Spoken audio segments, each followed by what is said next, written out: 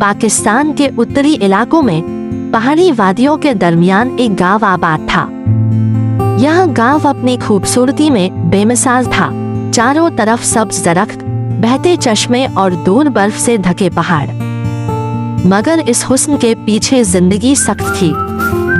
सर्दियों में जब बर्फबारी होती तो रास्ते बंद हो जाते और गरीब लोगों के लिए जिंदा रहना और भी मुश्किल हो जाता। इन्हीं दिनों गांव में क्रिसमस भी आता था। यहाँ कुछ ईसाई घराने भी आबाद थे जो काफी अमीर थे। उनके घरों में क्रिसमस बड़े जोशोखरोश से मनाया जाता। रोशनियाँ, मेहमान, काखे, केक और तोहफे। उन्हीं घरों में फरमान की माँ काम करती थी। एक ऐसे ही घर में क्रिसमस की तकरीब थी। ड्राइंग रूम में मेहमान बैठे थे। क्रिसमस ट्री जगमगा रहा था। बच्चे हंस रहे थे। फरमान की माँ किचन में खामोशी से काम कर रही थी। वह चाय के कप सजाती, केक के स्लाइस काटती और ट्रे में रखकर मेहमानों को पेश करती जाती।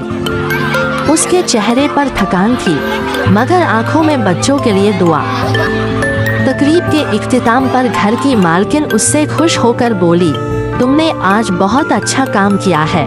वह बच्चों के लिए एक बड़ी सी टोकरी उसके हाथ में थमा देती है, जिसमें केक, बिस्कुट, गरम कपड़े और छोटे तोहफे होते हैं। वह टोकरी सीने से लगा लेती है, क्योंकि वह जानती थी कि आज उसके बच्चे खुश होंगे। वह धीरे धीरे चलते हुए अपने घर की तरफ गई। ठंडी हवा उसके चेहरे को छू रही थी, लेकिन सीने से लगी टोकरी उसके दिल को गर्म रखे हुए थी। जब वह घर के अंदर दाखिल हुई तो देखा कि फरमान के अब्बू चूल्हे में आग जला रही थे। जलती हुई लकड़ियों की रोशनी कमरे में फैल रही थी। फरमान और आयशा पास ही स्टूल पर बैठे चुपचाप माँ का इंतजार कर रहे थे। वह भी स्टूल पर बैठ गई और मुस्कुराते हुए आयशा के हाथ में एक छोटा सा तोहफा थमा दिया। तोहफा पाते ही आयशा की आंखें चमक उठीं। वह खुशी से उछल पड़ी। फरमान भी मुस्कुरा दिया, जैसे इस छोटी सी खुशी ने उसके दिल का बोझ हल्का कर दिया हो। यह फरमान का परिवार गरीब जरूर था, लेकिन उनके दिल अमीर थे। यहाँ बड़ी चीजों की नहीं, छोटी छोटी खुशियों की कद्र थी। एक तोहफा, थोड़ी सी मुस्कान और एक दूसरे का साथ, उनके लिए यही सबसे बड़ी दौलत थी। फरमान का बाप एक मेहनती लकड़हारा था। वह रोज पहाड़ों पर जाकर लकड़ियां काटता और घर का खर्च चलाता था। मगर एक दिन लकड़ियां काटते हुए उसका पांव फिसला और वह एक ऊंचे पहाड़ से नीचे जा गिरा। चोटें इतनी शदीद थी कि वह वहीं जान की बाजी हार गया। फरमान और गांव के लोगों ने बड़ी मुश्किल से उसकी लाश नीचे उतारी। फरमान अपने बाप के सीने से लिपटकर इस तरह रोया कि पहाड़ भी खामोश हो गए। उस दिन एक बाप नहीं मरा था, एक खानदान टूट गया था।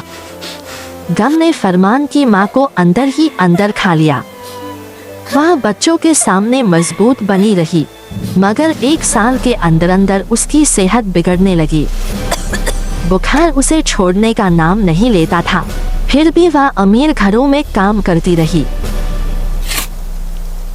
फरमान ने कम उम्र में मजदूरी शुरू कर दी। बर्फ साफ की, बोझ उठाए, पैसे जमा किए और माँ को शहर के एक अच्छे अस्पताल ले गया। जब तमाम रिपोर्टें आईं, तो हकीकत सामने आई।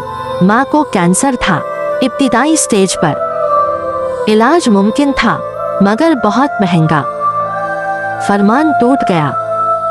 गांव में असलम नाम का एक शख्स था, जिसकी परचून की एक छोटी सी दुकान थी। बज़ाहिर वह एक सीधा साधा दुकानदार लगता था, मगर हकीकत में वह जुर्म की दुनिया से जुड़ा हुआ था।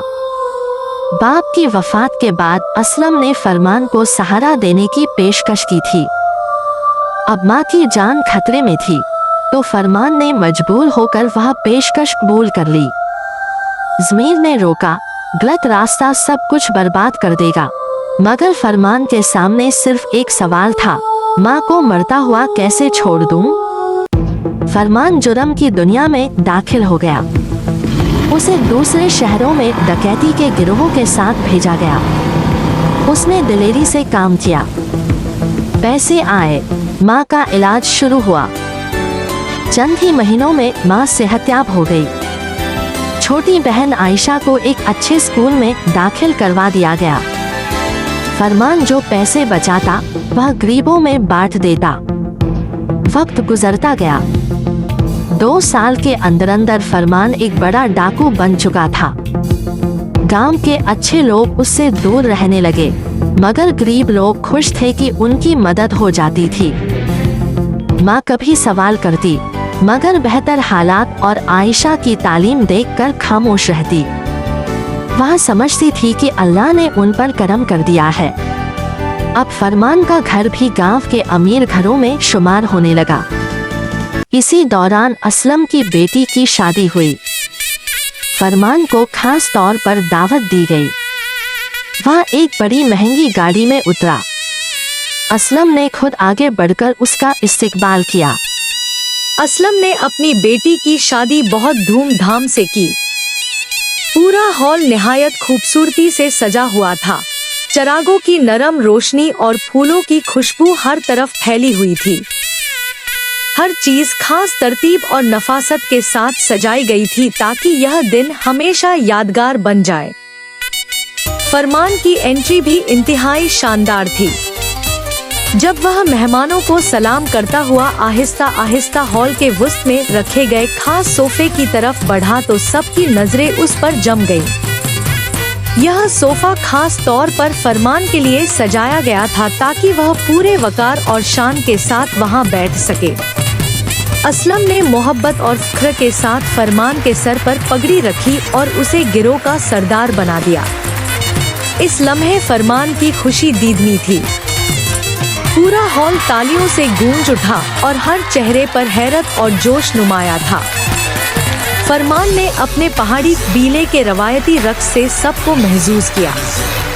मेहमान खुशी से तालियां बजाते रहे और बाहर नरम नरम बर्फ गिर रही थी, जिसने माहौल को और भी जादुई और दिलकश बना दिया।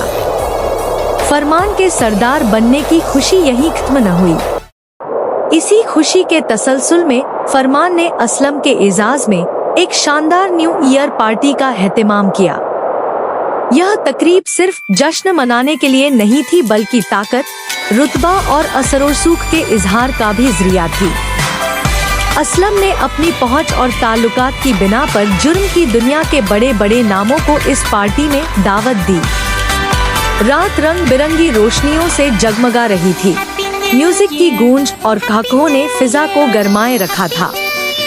मेहमान कीमती लिबासों में मलबूस, संजीदा और सख्त चेहरों के साथ हॉल में दाखिल हो रहे थे। हर शख्स दूसरे को परखती निगाहों से देख रहा था। असलम खुद सब मेहमानों का इस्तकबाल कर रहा था, जबकि फरमान सरदार की नशिस्त पर बैठा खामोशी से पूरी महफिल पर नजर रखे हुए था। इस न्यू ईयर पार्टी में सिर्फ खुशी नहीं मनाई जा रही थी बल्कि जुर्म की दुनिया के नए फैसले, पुरानी दुश्मनियां और नए इत्तेहाद भी खामोशी से जन्म ले रहे थे। फरमान अपने गिरोह के साथ बैंक में डकैती कर रहा था। चेहरे नकाब में थे, हाथों में हथियार और दिलों में बेखौफी। वह पहले भी कई बार ऐसी वारदातें कर चुका था और हर बार किसी न किसी तरह बच निकलता था, मगर उस रात किस्मत ने उसका साथ नहीं दिया। किसी दुश्मन ने पुलिस को उनकी मुखबिरी कर दी थी। अचानक सायरन गूंज उठे। बैंक के चारों तरफ पुलिस पहुंच चुकी थी। फरमान अपने गिरोह के साथ बुरी तरह फंस चुका था। शुरुआत में असलम ने पूरी कोशिश की कि फरमान को इस मुसीबत से निकाल लिया जाए। सिफारिशें हुई, दबाव डाला गया, पैसा भी चलाने की कोशिश की गई, मगर मामला एक ऐसे पुलिस अफसर के हाथ में था जो गैरमामूली तौर पर ईमानदार था। उसके लिए कानून सबसे ऊपर था। जैसे जैसे जांच आगे बढ़ी, असलम का नाम भी फाइलों में आने लगा। बस यही वह पल था जब असलम ने अपना असली रंग दिखा दिया।